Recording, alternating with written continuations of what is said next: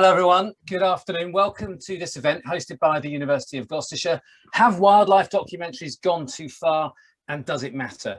I'm Adam Hart, Professor of Science Communication here at the University, and I'm joined by an expert panel today to discuss an issue that, judging from the chatter that I've seen on social media, is something that really divides people, but I'm hoping that we're going to be able to find some common ground over the next hour or so. Please use the question and answer and chat functions to post any questions, which we'll come to at the end of the session. So we'll have plenty of time to have some dialogue and get some things going around the panel.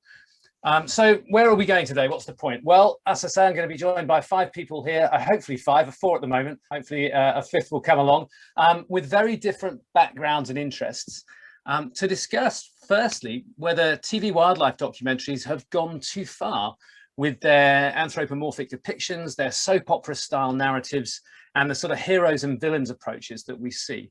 In other words, has storytelling actually become more important than the reality of animals' lives? And then the second part of that is arguably the most important part, really, is does it matter? Does it actually have any real world negative consequence, or does it in fact lead to extra engagement and awareness? In other words, are we just being a bunch of academic miseries, or is this actually important? And the spark for this panel event was actually an email from one of the panelists, George Verdun, who got in touch with me after me and 2 of our panelists today, Amy and Keith, published a paper entitled "Soap Operas Won't Wash for Wildlife," which focused and was quite critical, actually, of the BBC series Dynasties. And the basic argument was that Dynasties had gone too far. Their depiction of animals was bordering on misleading and was potentially harmful for conservation. So we're going to use that as a bit of a launch pad. And to dig deeper on this whole issue, I've got a mix of conservation biologists and filmmakers and producers with us. And I'm just going to go through the panel and let each of our panelists introduce themselves before we kick off. So let's start with Amy Dickman. Amy, can you tell everyone about yourself, please? Hi everyone. Yep, my name's Amy Dickman. I'm from the University of Oxford, and I also run a long-term conservation project working in East Africa on lion conservation. Brilliant, thank you. And Lena? Hi, so my name is Lena Cabbage. I'm a filmmaker with a background in conservation science and science communication. And I have been working with a collective of Bristol-based wildlife filmmakers called Filmmakers for Future Wildlife, which is trying to help produce more conservation-motivated programs. Brilliant, thank you, Lena. And George? Yeah, I'm George. I'm an assistant producer working on wildlife documentaries. But I previously was sort of a biologist. I've done sort of biological field work and things, and a degree and that side of things. Thank you. And Keith? I worked at the BBC for 28 years, mainly in radio, including for 2 or 3 years running the news and current affairs documentary section of the BBC World Service News Department. I now teach journalism, but also lecture periodically at the Durrell Institute for Conservation and Ecology on issues of human-wildlife conflict, but also look very closely at the way the media covers wildlife and conservation issues. Brilliant, thanks everyone. And please do, if you're watching here and you want to get stuck in, please do post some questions for our panel on the Q&A as we go through. Keith, I'm going to start with you. You were the lead author on that Dynasties paper that I mentioned earlier. Can you give us a little bit of background about the paper, where you were coming from it, and what the main arguments were? Yes, I'd watched the Dynasties series. I am a natural history documentary addict, even though sometimes my addiction then means I become someone who shouts at the television. I have, as they would say in criminal courts, previous on this. My last job at the BBC was with the BBC College of Journalism, investigating artifice in documentary making, and I was tasked with investigating it in natural history films. So I began to look very closely into that. When I watched Dynasties, I was really quite shocked. There's a long history of natural history documentary making that started as very, very sensationalized films. Martin and Osa Johnson back in the 30s, the Disney output, including the infamous faked lemming suicides, but it had gradually improved. Obviously, camera standards were fantastic, but also the ability to get to places and stay there for a long time, to get to know the animals that you were looking at. But when I saw Dynasties, I thought it had gone a fair bit too far with anthropomorphism, that is, presenting animals and their behavior as though it is human, and as though our understanding of aspects of human behavior can explain that of animals, and some of the sensationalism and the false jeopardy. Yes, animals live in dangerous environments, but they are not constantly every second of the day in danger of being killed, or in danger of a whole pride or a whole pack of dogs splitting up all the time. And then also finally, what I would consider the lack of factual context. Given that the Natural History Unit says it is a globally successful factual documentary making unit, facts I thought were skated over or almost completely missing at times from the Dynasties series. Can you give us a couple of examples of some of the narratives and some of the sort of false jeopardy that you saw in there? Yes, for example, in the chimp program, where you get David, the named dominant chimp in the troop. Now, in chimpanzee troops, you get conflict and you get alliance building, and you get particular conflict between males for the right to mate. And at one stage during the documentary, David fights with a coalition of younger males. He's injured, and then clearly the narrative has been added after the filming, and they know that he doesn't die. But the whole narrative leads you to believe he's on the point of death, and you actually get a fade to black, as they call it, and then a fade back in. And so you're expecting to be told that he's died, but he hasn't died, and he goes back and reasserts his dominance. That I thought was extreme jeopardy and badly done. And another example, I watched again last night, the Lion edition of the program, and they start out by saying, will Charm, the named lioness, who is head of the pride, or the most experienced lion in the pride, become the most powerful predator the Mara has ever seen? What does that mean in actual terms? And then it proceeds to present her like a battling single mother bringing up a family in a difficult environment, as though she can be the only equivalent of a single parent breadwinner, whereas in fact there is a daughter who's 3 years old and perfectly capable of hunting, and 2 males 3 years old who would normally by then have been forced out of the pride. And none of that was mentioned. It was poor Charm has to support the pride all on her own, which actually they then in the filming show to be untrue, but they never go back and say, well, in fact, she always had the support of these other animals. So those are just a couple of examples. Yeah, and it's actually that exact narrative that led to the sort of soap opera of the title, really, because it's very, very much framed like that. I know you've also spoken to producers that have been involved with Big Cat Diaries as well. Can you just kind of bring in a little bit of some of your experience from there? Yes, this was when I was beginning to put together an academic paper on media reaction to the killing of Cecil the lion. And I wanted to establish the background of how media and documentaries had covered lions in the past. And I knew Jonathan Scott, one of the presenters of Big Cat Diary, pretty well several years ago before he presented that. And in his book, Big Cat Man, he says he and the other presenters were constantly being pushed to be more emotional, and even at times to intervene to prevent things happening. And he said he always fought against that.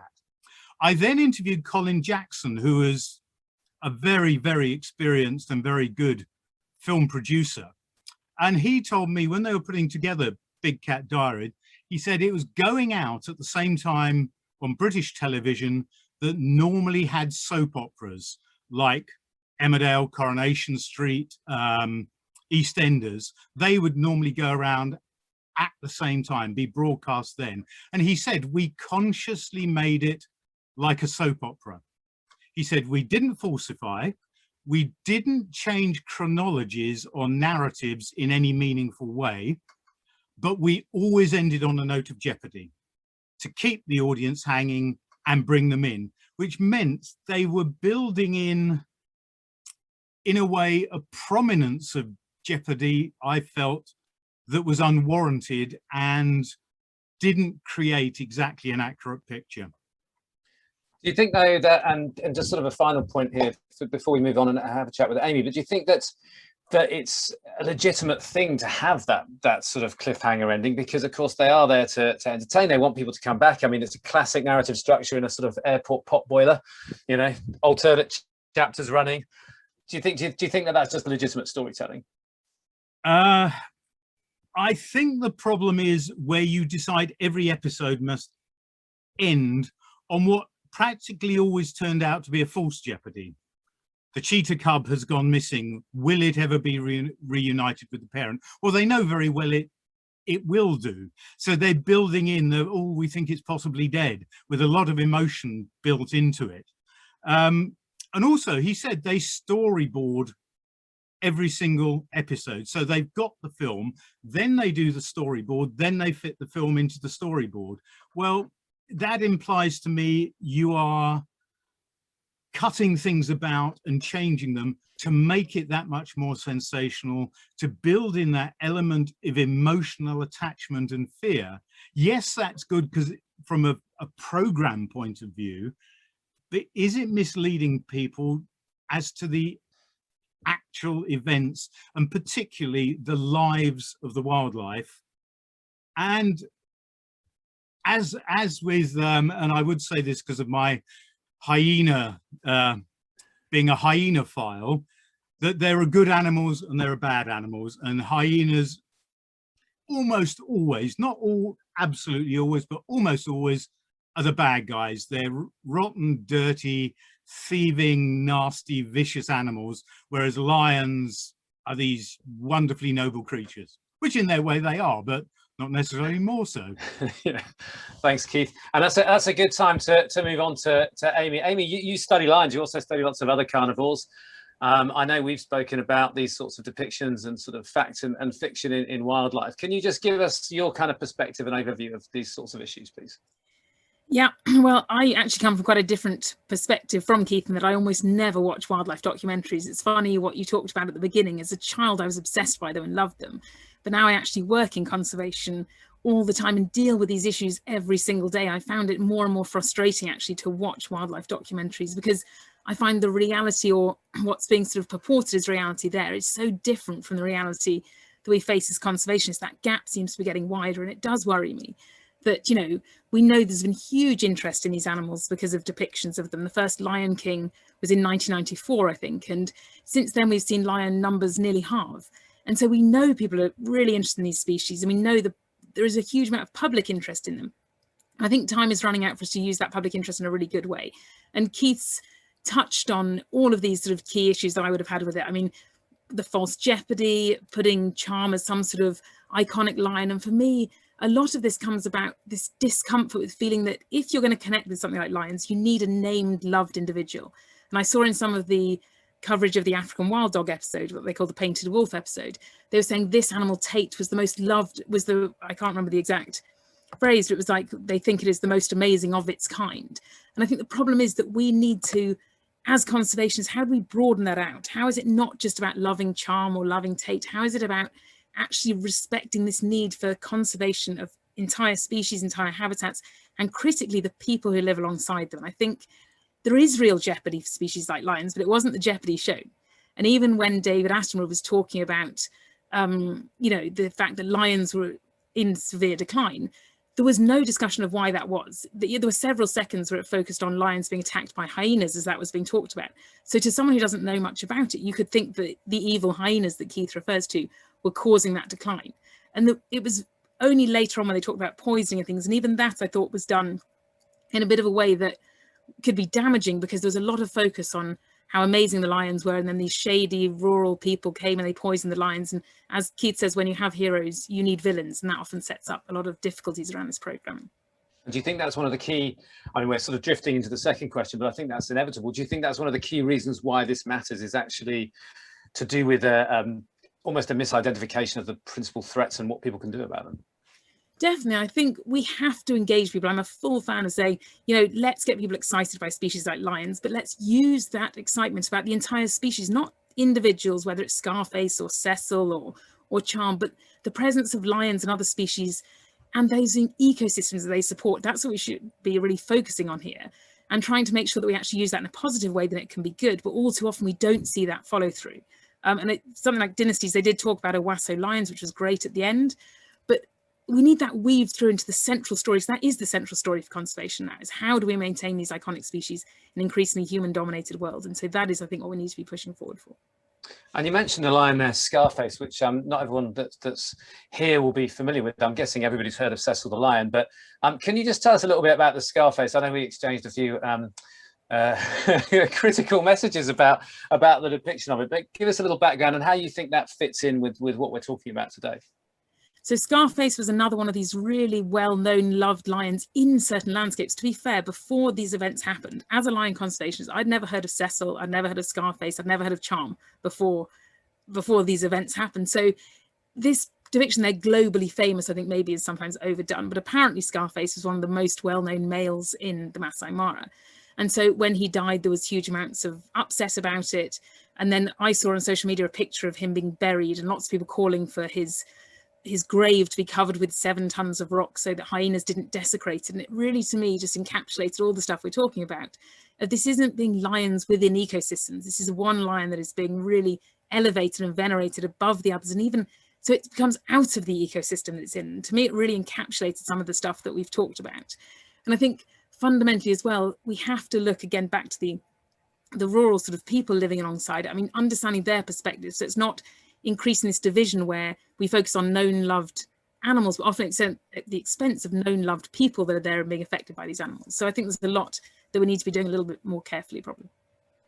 Brilliant, thanks, Amy. So we've heard there from 2 people involved with conservation with a very clear view, I think, that they think that it has gone too far, that the depictions in many of these programs are beyond what's really happening, and that it may well be having some negative effects with the way that people think about the ecosystem. It's time now to bring in some people involved with filmmaking and people involved with the storytelling to get their perspective from it. I'd like to start with you, George, if I may. It was your email to me after this and sort of our email thread that got us thinking that this panel would be a good idea, and I think it is, because it's a great way to explore some of these things. So what's your perspective on some of the things that you've heard and the way that wildlife documentaries are going?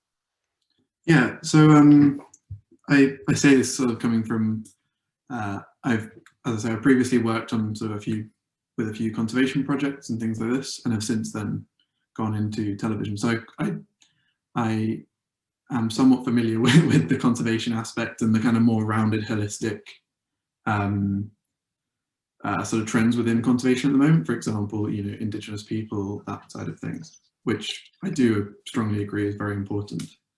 I think the way I'm looking at it, and it's sort of an interesting one because it's a mix of challenges that as filmmakers we face, as well as I think something that sort of underlies this a bit.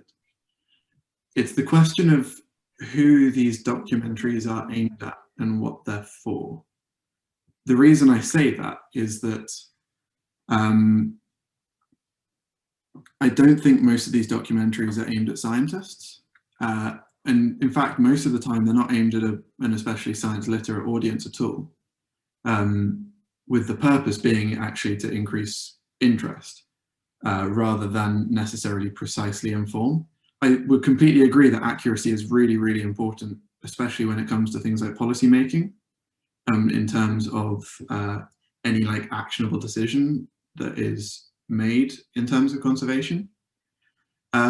But the thing is that the average audience of these isn't likely to be making those kinds of decisions. I'm sure there are some exceptions, but if they are, then the odds are that they'll be seeking more information before making that. You don't sort of watch Planet Earth 2 and then declare like a whole you don't happen to be a minister or somewhere and start making huge policy changes based on one documentary. The other side of it is making it understandable and appealing to those people. In that, I use the metric of, if I tried to explain it to my mum, like, how would that go? It's kind of a decent yardstick because my mum's lovely. She's a primary school teacher, but she's not a biologist. She likes birds and things, but that's that. If I were to try and explain the social dynamics of, a lion pride or a chimpanzee group, and if I was to try and explain it in a kind of textbook sense, as in, if I were to read, for example, Jane Goodall's thesis to my mum, every single bit of it would go over her head. Like, nothing would engage whatsoever. It wouldn't work. The information's there, the precise, accurate information is out there and exists, but it wouldn't connect, and she wouldn't care any more about chimpanzees after hearing that. Whereas, and again, I think because I do agree that there are examples where I think it is done in a way that is very misleading. But I mean, the whole point of ethology, to use the chimpanzee example, the whole founding thing of ethology is, in fact, that there are kind of, social dynamics and so on and so on. If we're using that, or if that exists, and we are portraying that in a way that is palatable to normal audiences, that's sort of more of what the series is aiming at, more than sort of precise education. I mean, as I say, textbooks exist, and the information is there, and people don't read it, or at least a lay audience don't read it. You can tell them all the technical details in the world and it doesn't matter. Whereas I think characterization is a really important tool in suddenly cementing it and giving some people something to hook onto and actually care about it. Though I would obviously concede that there are examples where it is completely misleading. And do you think within that idea of characterization, one of the things that I found quite interesting is that a lot of pushback on social media about this has been from sort of biologists and conservationists getting quite irate actually about the naming of animals within these things. Now, if you want to follow through a group of animals and you want to characterize them and present them in that way, it doesn't make sense to give them, code names like you would in a lab notebook or something. And in fact, biologists name their animals anyway. I mean, that's the, that's the reality. But, sorry? David, the chimpanzee, was actually named after Jane Goodall's first chimpanzee. Yeah. Yeah. So do you think that that's a really important part of it? I just find it really interesting that a lot of biologists who I know, some of whom I know will have definitely have named animals that they're studying, are suddenly getting all hot under the collar. But I think what they're getting at is the idea that it's taking away something of the wildness of the animals. It's taking away something of their, I suppose, giving them a human identity is taking away from their animal dignity, and people seem to be quite vexed by that. Is that something that resonates with you or not?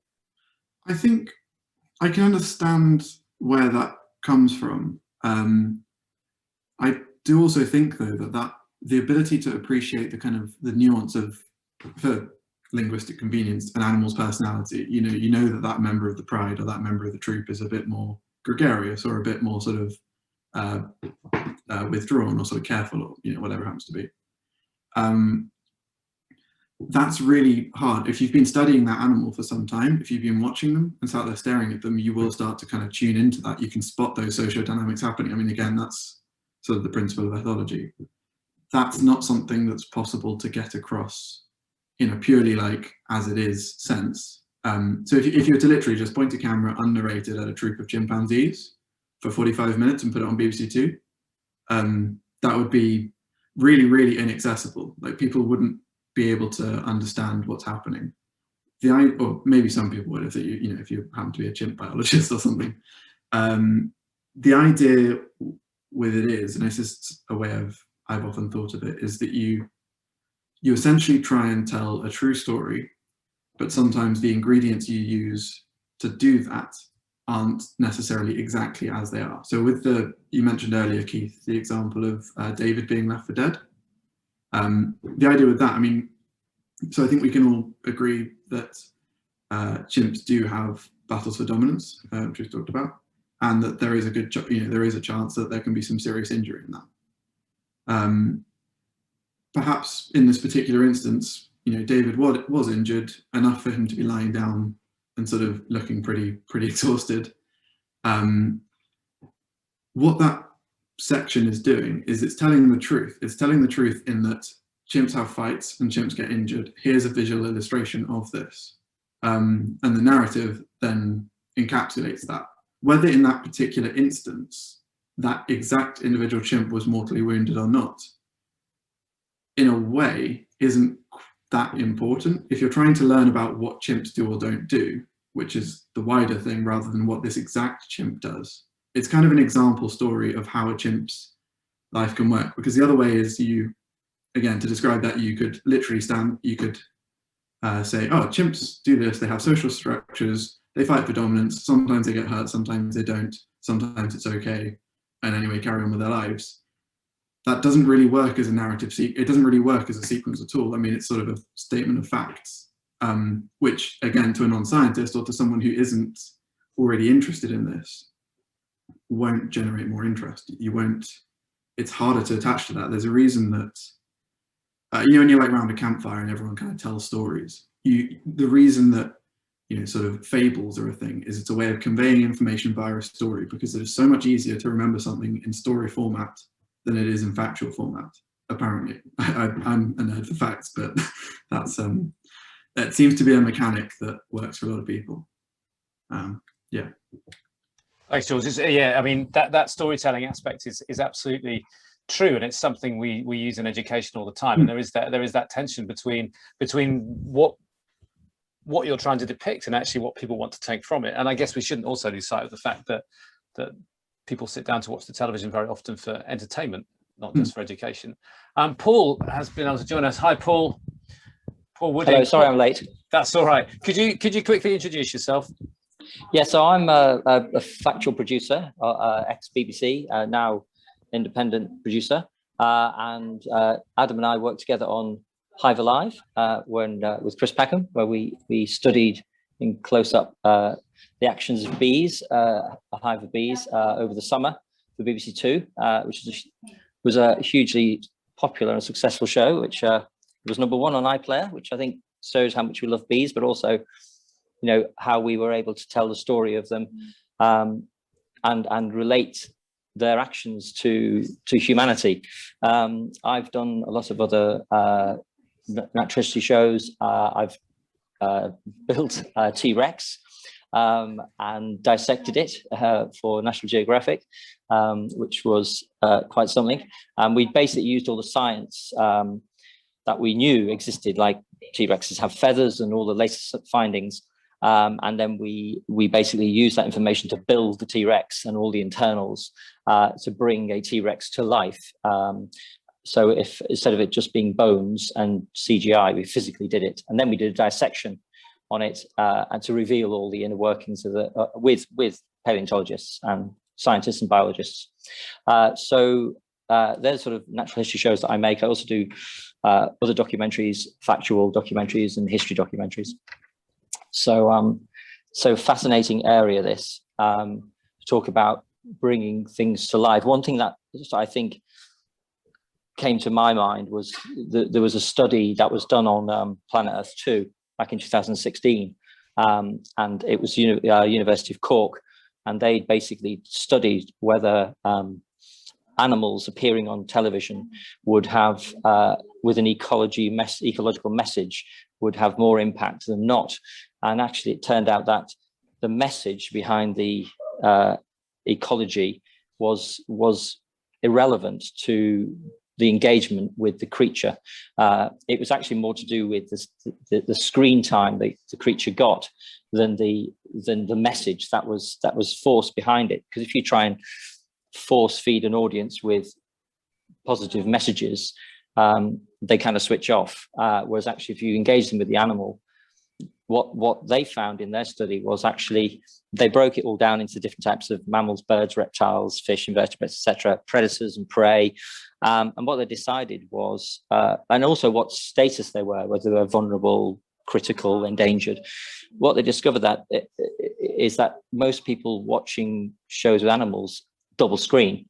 And so where they see a creature like a pangolin come on and they hear about it and they don't know much about it, they go and Wikipedia it, and that engages them with the creature itself. So the argument there is you don't necessarily need to dramatize the animal. or characterize it to get people to engage it. You just need to show it. However, in order for people to stay with the show, you need to create a narrative and a dynamic.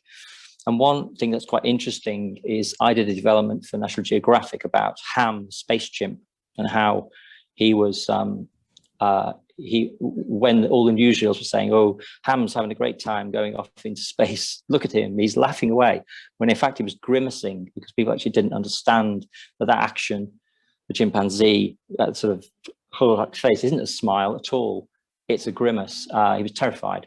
And obviously looking back now, you can see that from the footage. And we analysed it with, well, so there was a professor of ecology and evolution, Professor Mark Burkhoff, he's at the University of Colorado. And he said, what we do when we're studying animals is we put words into their mouth. We say, if they could speak, what would they say? And so if that chimp could have spoken then, he'd have said, I don't want to go into space, I'm terrified, leave me alone, get me out of this box. Now, I'm not suggesting we go as far as putting words into their mouth, but actually one thing that is interesting is that if that's how scientists study animals, and not only just naming them, but actually giving them, imagining what they would say if they could speak or communicate in our language, because they can't speak, they just speak in their own language. He understands was that, a lot of human qualities exist in animals, emotion or ethics, fear, hate, love, all happen in the animal kingdom. Obviously, you see it with elephants, having funerals. You see it with chimpanzees doing dominance battles in the same way as you might see it out on the high street on a Saturday night. So you can make these connections, and I think it's quite valid to make those connections, but it also helps to engage the audience with, we'll give it some relativity, which hooks them into the show, and in hooking them into the show, then the audience stay with it, and then they see the animal, and then they'll engage with the animal, and then they'll care about it. So I think there's a kind of natural chain reaction.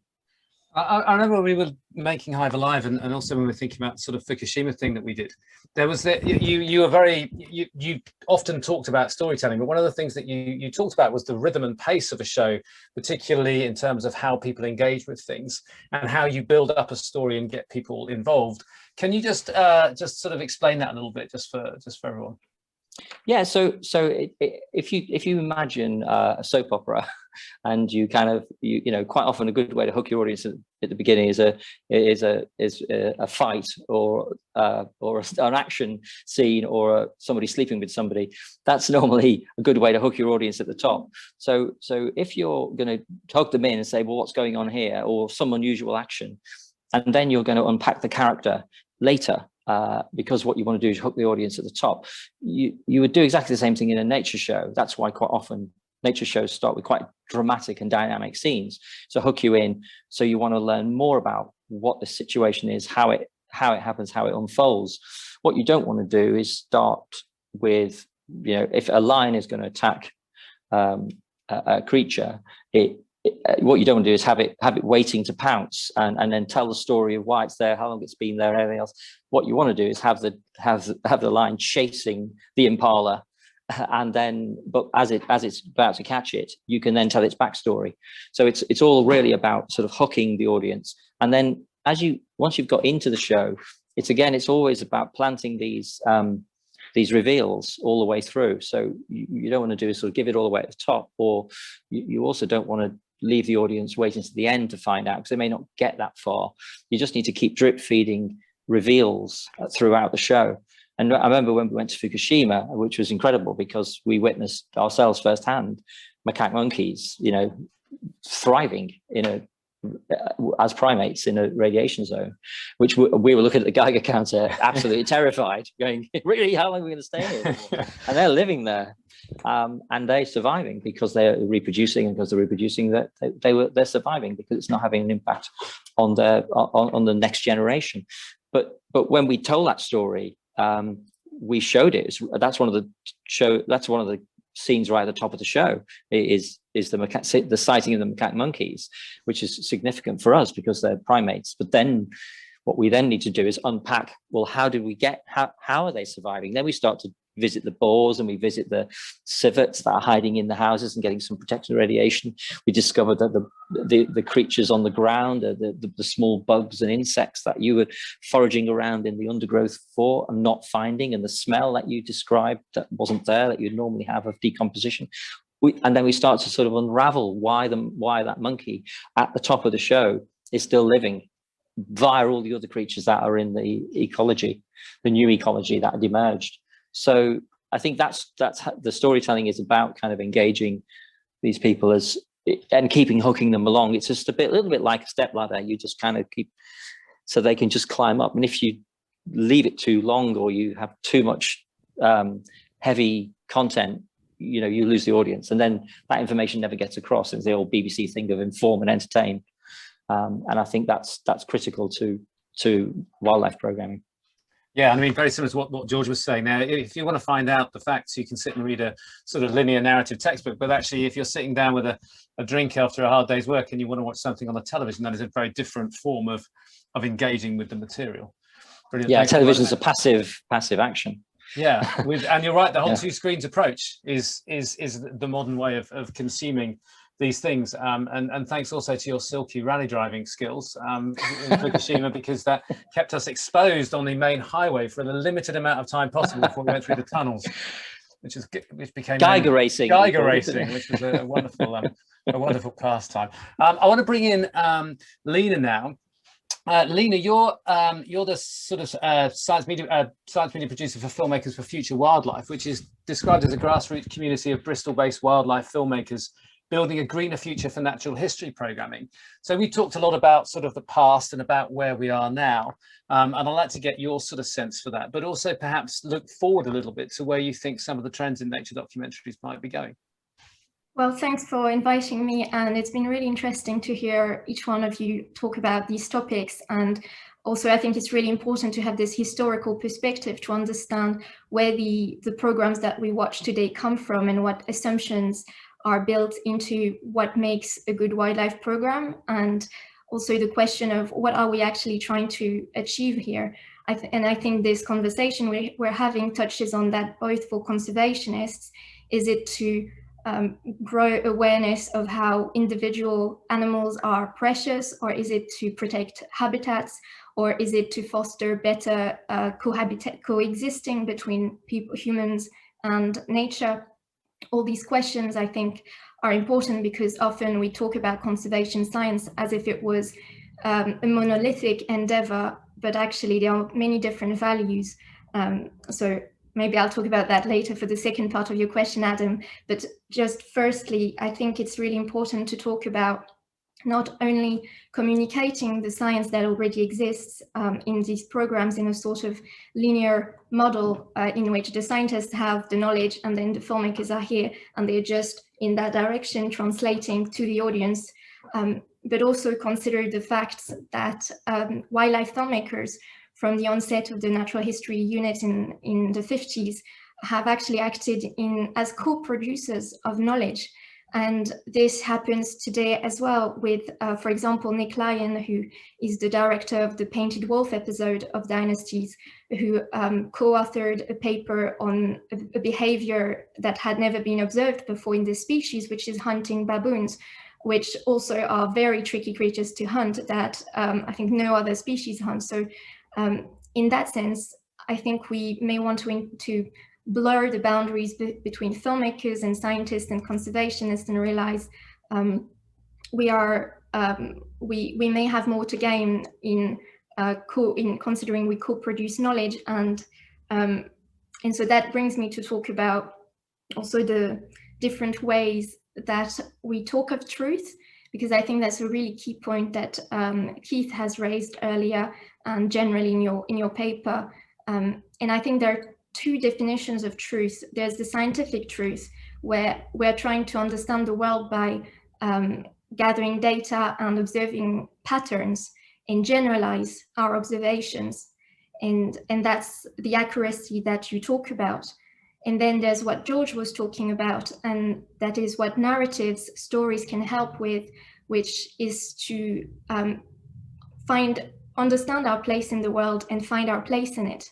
And I think science cannot tell us what to do. It can tell us about the world, but when it comes to what decisions we make, like do we need to advocate for protecting 30% of the natural world, like some conservation agendas recommend, that ultimately come to ethical questions. And so I think we shouldn't shy away from saying these are ethical issues. It's not only about facts. And when I see programs like Climate Change the Facts or Extinction the Facts, which I found really interesting, I also wonder if we shouldn't use another word than facts, because it's about priorities and it's about values. And so I think we may be more effective if we try, like when I say we, I mean filmmakers, but also conservationists who want to engage in this kind of work. And so that's the kind of questions that I've been asking myself with other filmmakers within Filmmakers for Future Wildlife, to ask, what do we want our programs to achieve? And we actually ran a survey that is called The Big Discussion, and the results are on the website for anybody who would be interested. And we see that the goals of conservationists, let's say academics, and film and TV professionals largely align in that we recognize, I think it was like close to 90% of the people who answered, who, it's not representative of the whole industry, but we had more than 200 participants. And so that's something, saying that wildlife films aren't doing enough for conservation. So there's this recognition first, but there's also the fact that they're also doing more than only engaging people, like Paul was explaining very well. They have this power, because again, with the painted wolf example, because I did speak with Nick Lyon, and he told me that they tracked the mentions on Google searches. So Adam, you were saying there were scientists being upset about the fact they use this painted wolf term, which is not the most used. It's African wild dogs. And while this is true, it is also true that the naming of this species has evolved in only the lifetime of David Attenborough. So David was pretty happy, I mean, not happy necessarily, but okay with using this word. And the advantage of using painted wolf was that people approached the program with a different, prejudice than they would have if they were thinking they were watching dogs. That's what some viewers told the director of the film anyway. And if you track these mentions, you can see each time the film is shown, because it's still shown in other countries like Australia or South Africa, and you see the painted wolf term peaking at those times. And as Paul was saying, that's people double screening and trying to learn more. And it's this term, it's not African wild dogs or painted dog or like other things.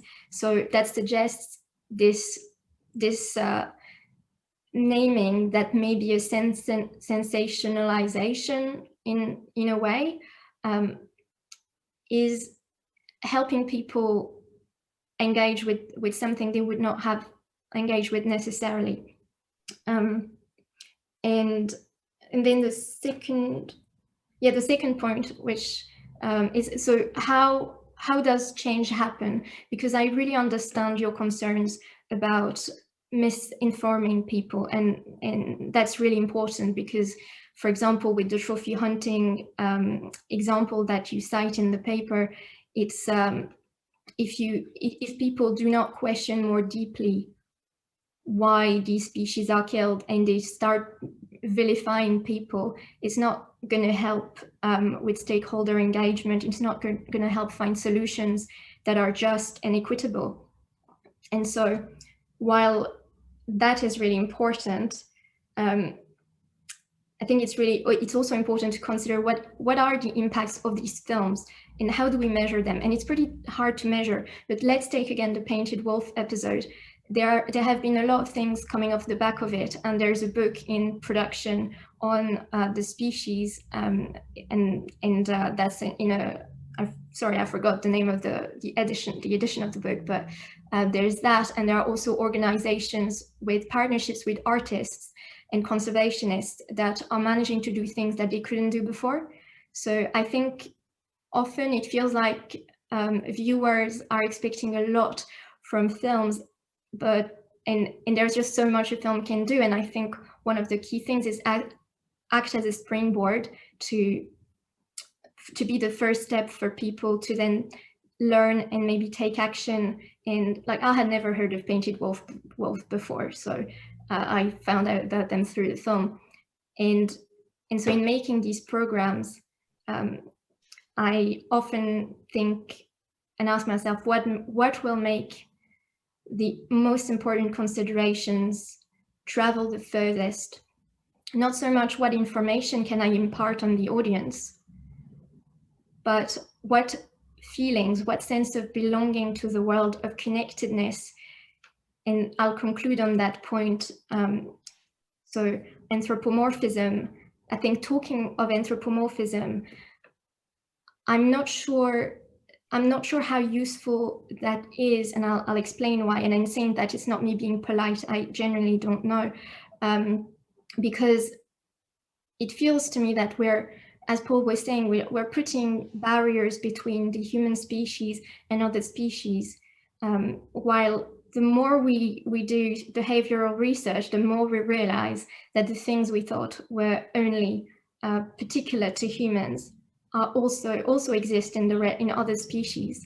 And I would be happy if we considered that lions were different from all the rest of the animal kingdom, and mushrooms are so different from everything else, and like each species is so special. But we have this anthropocentric tendency to put humans above everyone else, and that's what I personally care about.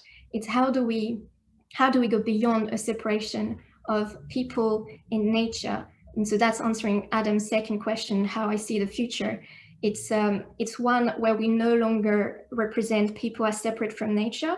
And that I was happy to hear you, Amy, mention how we portray local people, and representing humans in our programs, I agree, is really important. And I asked Nick Lyon, why did he just keep the human wildlife conflict to the making of at the end, and not represent, like, did he feel at any point that he wanted to tell a different conservation story that perhaps highlighted these systemic pressures? And he told me that when they were filming, there was a whole pack that was killed from cyanide poisoning for ivory poaching, and also lions were killed, and elephants and crocodiles, and he said that was not a pack that they were filming, but if it had affected the animals they were filming, they would have included it. And that's why I think Simon Blakeney, the director of the lion episode, included that thing where a lion fell prey to a human wildlife conflict. And now so Nick Lyon is working on a project where he explicitly sought to work on to find human animal stories, and I think that is a trend in our industry, which I find great. And I regretted a little bit that, well, not a little bit, actually, a lot, that while Keith explained you sought the input of filmmakers who'd worked on important programs that shaped the genre of soap, I wondered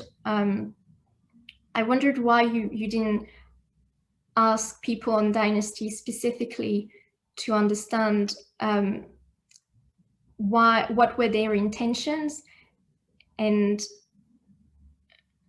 so that's why I'm glad we're having this conversation now, because I think, like, I've learned a lot from talking with filmmakers, and I feel that we have more to gain from having this dialogue. Thanks, Lena. And yeah, I should say actually that I did invite quite a lot of people from the BBC. I tried to get some commissioners to come along, and some people involved in both the first and second series of Dynasties, but they either weren't able to make it or I didn't get any response. But it's a good question to ask, and it'd be useful to do that. So Keith, can you just respond to that? Well, when I watched the programmes and started picking them apart, and then decided I would like to write something, and then found you and Amy and Paul Johnson were also interested, I started looking into all the material from the BBC that was put out to support it. And one of the producers and directors, Rosie Thomas, she is quoted very clearly as saying, the whole idea is presenting this as very political and at times a bit like watching a soap opera. Similar to politics, there are characters you like and ones you don't like. And then other members of the production team gave interviews giving away the idea that they were very clearly presenting this as soap opera and not saying, we are trying to get people interested in these species and in wildlife in general by telling accurate, pretty factual stories, even if they are put together in such a way to be entertaining and to draw people in. They're talking very much in terms of soap operas, which seems to me a strange way of going about factual programming. And when as well you look at, particularly as they call it, the Painted Wolf episode, a very, very curious choice of name because hardly anyone in the conservation field uses it. There's almost an element where I felt that they should have prefaced it with Painted Wolves. And there are also other names available because the experts they used in that episode style themselves as a Painted Wolf NGO, which seemed a little bit of self-advertisement through involvement in the programme. But also in that, I felt that what they were conveying to the audience became pretty inaccurate and misleading. Not that they were not portraying the behaviour of African wild dogs correctly, but the context in which they were putting it. And this constant use of the term taken straight from the Lion King of Tate's pack has to go into the Pride Lands, into the lion territory, the Pride Lands they've never been to before. Really? No wild dog has ever been into this territory of the King of the Beasts, the Pride Lands, and that is totally and utterly misleading. And also, and it occurs, in fact, in the chimp episode as well, the idea that the dry season is an exceptional drought that suddenly is an unexpected threat to the animals and a threat to their survival. And so during the drought or the dry period, they appear to break up and, you know, will they ever get back together again? Well, yes, because this happens every year. And chimps to an extent, lions much more so. And if they do hyenas in the next series, even more so, are fission fusion societies. They break apart when smaller units are going to survive better, say in the dry season, or sometimes it may be in the wet season when prey is more dispersed. And it's this sort of misleading thing I find worrying about what they're conveying to people. And yes, it's not aimed, as George said, at ordinary scientists, but that in a way worries me even more because people don't know the background. So for example, when I started writing my hyena book, I would tell the people I walk my dog with every morning, oh, I'm now working on a hyena book. Oh, how can you do hyenas? They're disgusting creatures. They then watched Dynasties and some of them said to me, look, we told you hyenas are disgusting creatures. All they do is attack these lovely lions. And that, you know, that encompasses what I find worrying about it all. I think that's a nice, we're running short of time. We've got quite a lot of audience questions. We're not going to be able to get to all of them, but the sort of second part, which we've alluded to throughout, is does it matter? And you've actually got you have an interesting story you were telling us beforehand about Namibian feral horses, where in fact as a consequence of a documentary, there have been some negative conservation impacts. So can you just very briefly talk us through that, and then we'll go and try and cover a few of the audience questions. Yeah, in southern Namibia, the Namib-Naukluft area, the town of Aus, there are feral horses. These are horses that escaped from South African army units during the First World War. And some were released by horse breeders who could no longer maintain their breeding business. They became a feral population, not animals that are designed to live in arid, desert-like areas. So they haven't done hugely well. But there are people, horse lovers in Namibia, who want to save them. But the numbers are declining. And over the years, the horse lovers have fed them artificially to keep them alive and created boreholes to keep them alive. Not for the rest of the natural wildlife, but as the numbers declined, hyenas, which are naturally occurring in the area and are registered in Namibia, though not in other countries, as vulnerable because their numbers are declining, they would prey on the wild horses as they would on other wild ungulates. The NGOs who wanted to save the horses got a media campaign going. There was a documentary on CNN, short films on National Geographic, social media response. The Namibian Wildlife Authority started culling the naturally occurring hyenas to save the unnaturally occurring horses. Yeah, I mean, I think that's an interesting example to kick us into a few audience questions. And I'm going to start by asking Paul, George and Lena this question from Nicola. Given the public fixation for reality TV style programs, and I must confess to being a secret addict to some of those myself, and corporate hunger for ratings, how do you think more realistic and less narrative driven wildlife documentaries, so the sort of things I guess we could say that Keith and Amy have been sort of pushing towards, can be sold to both commissioning networks and potential audiences? So Paul, what's your thought? Do you think that there would be actually an appetite for those sorts of things? Well, I think there is an appetite if the approach works for the audience. In a way, it's all, you know, every single broadcast is about audience figures, even the BBC, and it's about engagement. And so, in the same way as we talk about Dynasties, you know, and the title alone is a hook to get people to watch it. You know, how you structure or format your show, you can mirror drama, you can mirror soap operas, you can mirror any genre of television, including constructed reality. Why not? As long as it's factual, as long as you're using it as a format device to engage the audience with the animals. Thanks, Paul. And George and Lena, do you want to hop in with any comments there?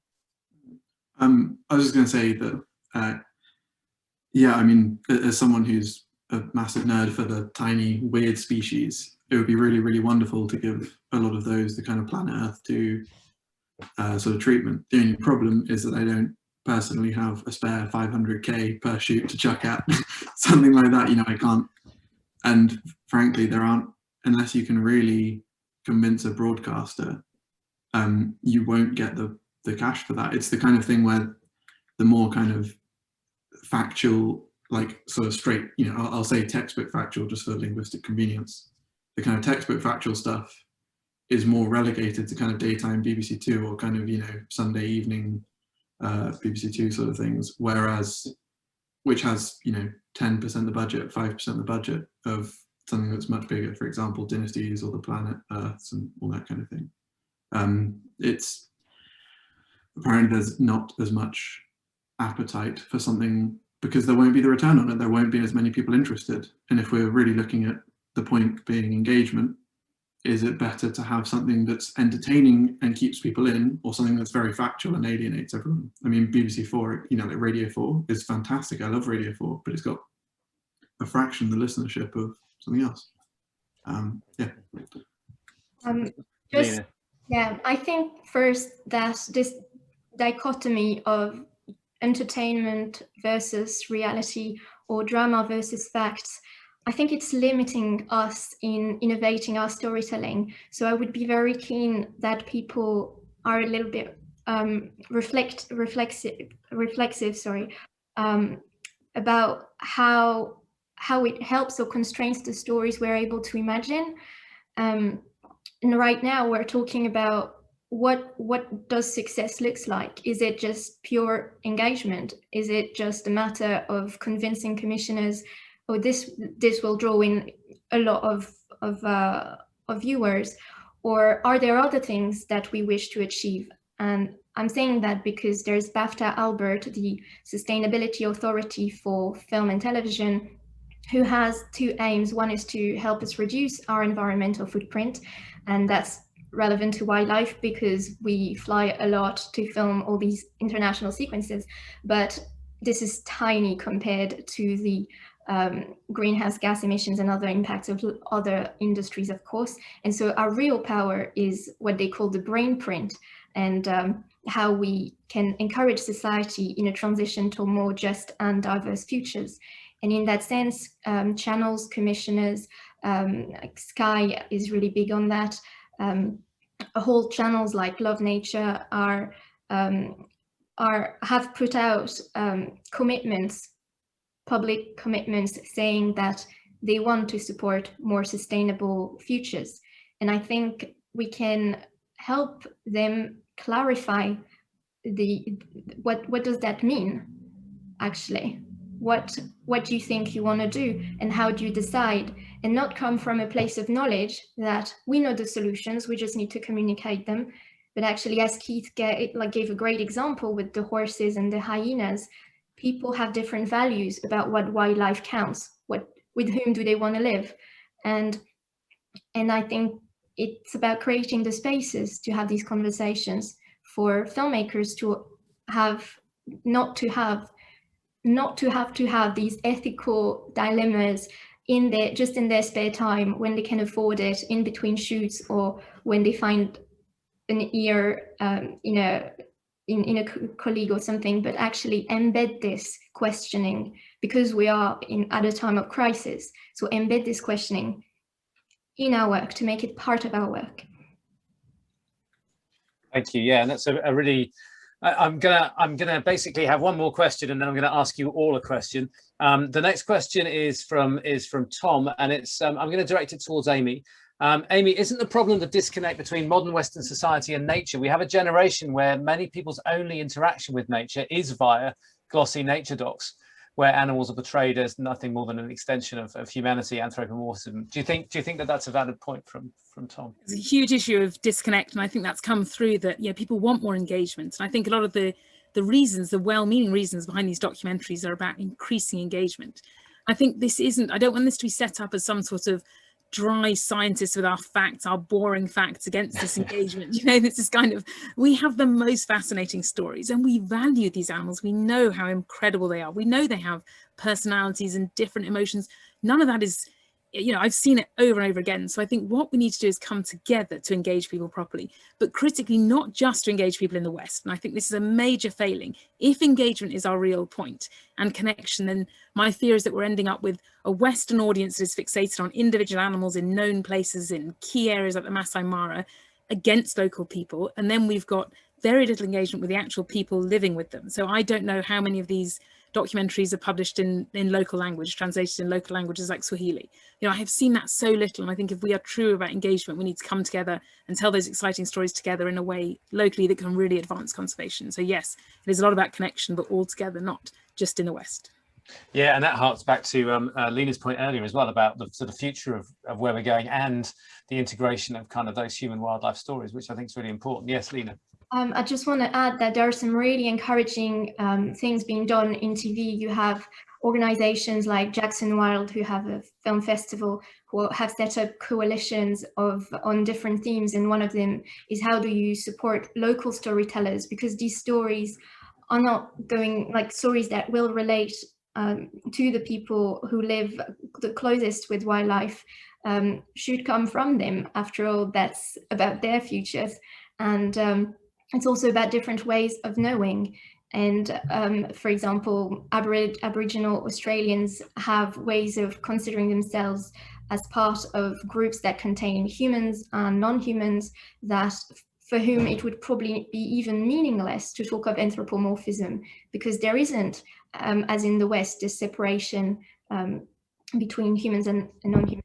And so there's these collectives by Jackson Wild. There are some groups like NEWF, which stands for Nature, Environment and Wildlife Filmmakers, that is based in South Africa, and it's a Pan-African network of conservation motivated filmmakers. What they're doing is really, really impressive, and they're partnering with international production companies and other organizations to get more people engaged in wildlife film production, because ultimately it comes from, as a lot of things, from our colonial history. And the reason why we don't have more is because we've never addressed these inequalities, and it's not just going to happen. So if we want this to change, we need to invest on the ground for because if you're trying to hire a director who's based in Africa somewhere and knows how to use the latest camera, you will find no one. And if you just give up and go on and do what you've always done, nothing's going to change. So it's really encouraging to see organizations investing in that, and production companies based in Bristol with whom we are establishing a network. Christina Turner within Filmmakers for Future Wildlife is doing that, are very keen to do this differently. So it's not, there's more than the eye can see from outside. And that's just one thing I want to say in response to, so Keith, you explained earlier that you had read some press interviews of people who worked on Dynasties to understand their aspirations. And personally, I think that's not enough to understand how they crafted their narratives, because the example with the prize lands, it has to do with the density of lions that was there, and Tate's some of Tate's litter got killed by lions, and then Tate's daughter Tammy, I think, was went to have her to give birth there, and her whole litter was decimated by lions. So and when they were filming for over 500 days, all in all, this series, they really noticed that it was avoidance of predators more than looking for prey or anything else that determined their behavior. And so while I'm not asserting this is a truth, it gave me enough reason to doubt that it was such a misleading statement. And so, yeah, that's, I think we're in looking for perfect accuracy, we're sometimes risking not helping people relate to these animals more. And on the point of the drought, and then how the wet season was portrayed as a miracle, I think that's not so dissimilar from how a lot of human cultures view the arrival of spring. And it can help people then also understand something you really care about, which is the protection of habitats. So how do these animals relate to their habitats? And so to conclude, I think it's not so much about focusing on falsification or having more realistic programs, but paying more attention to the implications of the narratives that we use. And so investing in impact production, and there's a job that is being an impact producer. So how do we help filmmakers measure their impact? So it's not up to speculation to say this is really risky, but actually we can say here's the risk, and then commissioners will take it seriously. And if we shouldn't portray animals in an exaggerated way, they will be able to draw the line. Because I understand your concerns really, but I find it difficult to understand, how do you define extreme? How do you define extreme anthropomorphism or jeopardy? I'm not saying we're not doing it, we're really doing it, but what's too much, what's not enough is a bit unclear. That's going to be a research area for us for the future. Keith, I see your hand up. I think we're starting to run short of time, and I don't want to sort of get too far into the minutiae of each of it. So I'm going to draw a line under our discussion. I think we could probably talk all day and all night and come up with all sorts of stuff. But there's a lovely question from B. Ray that I want to finish on and just go around the panel.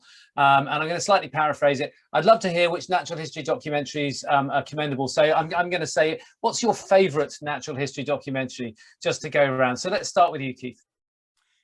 Well, it would be Hyenas, and it was one that was put out a couple of years ago, centering on hyenas in Makgadikgadi Pan in Botswana.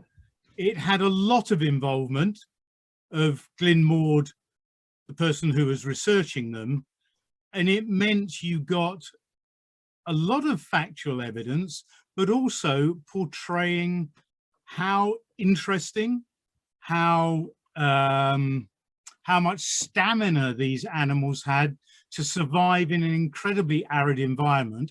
And okay, I'm interested in hyenas. I was absolutely fascinated, and I can watch it over and over again. And what was can you remember the title of it? It had something like Salt Wilderness in it, because it was the salt pans of Makgadikgadi. Cool, we'll try and find that one out. Amy, what's your favourite?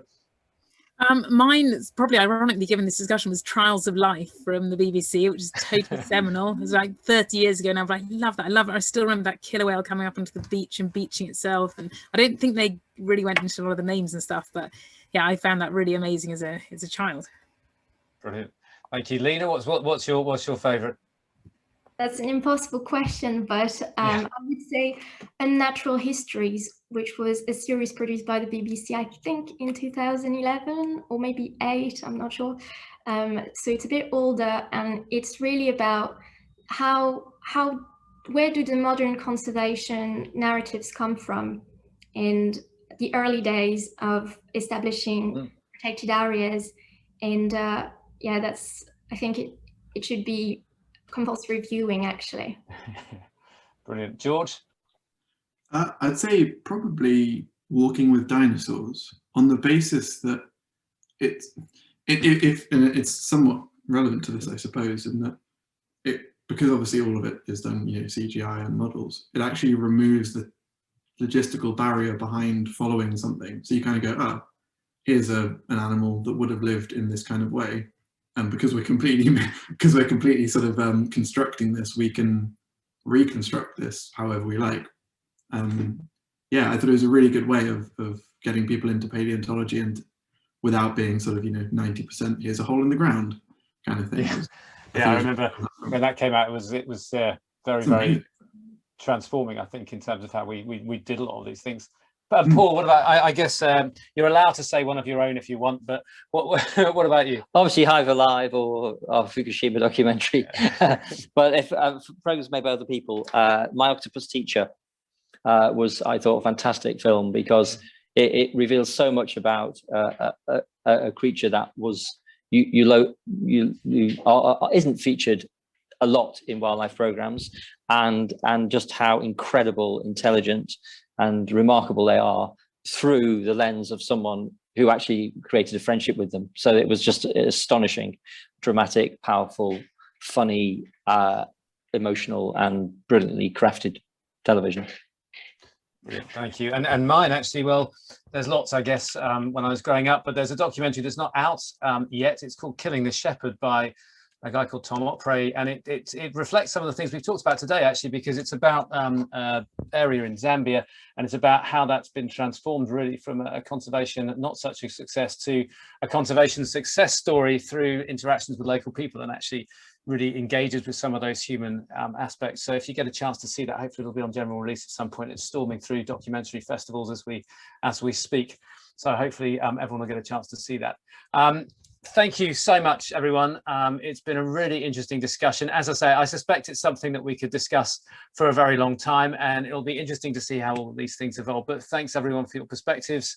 I think we found a lot of common ground, actually, and I think we all kind of understand where everyone's coming from. But the reality is, as everything in life, there's a certain amount of compromise, and sometimes we both have to accept, both sides. I don't think there's quite such a binary as we might create. I'm creating my own artificial narrative here, but if we consider it as two sides, I think there's actually an awful lot of overlap between. So thanks to everyone on the panel. Thank you to everyone sort of backstage, making sure that Zoom doesn't fall over. Thanks to everyone that's joined us, and thanks to everyone that asked a question. I hope we didn't manage to get to them all, but we managed to get to a fair few. So thank you very much. Enjoy the rest of your week, and see you again soon.